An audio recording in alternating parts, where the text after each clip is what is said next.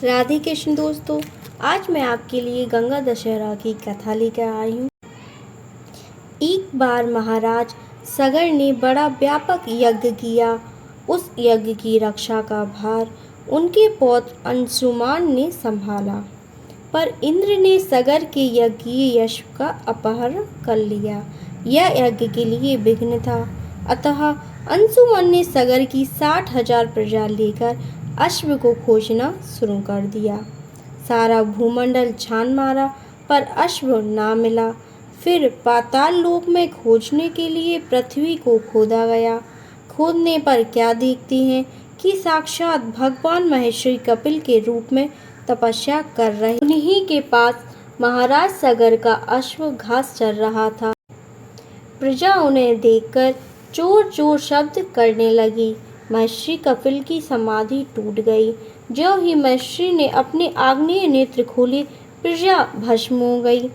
इन मृत लोगों के उद्धार के लिए महाराज दिलीप के पुत्र भागीरथ ने तप किया।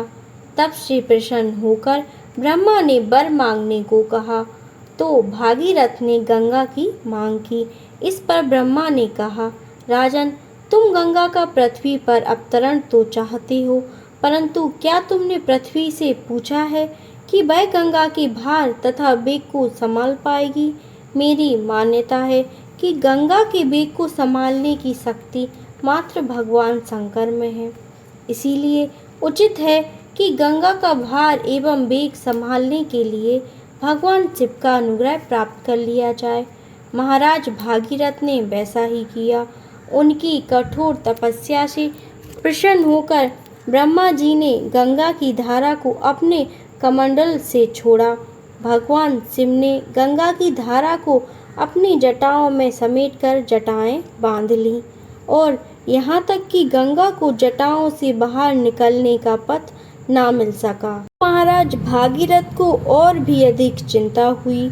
उन्होंने एक बार फिर भगवान शिव की आराधना में घोर तप शुरू किया।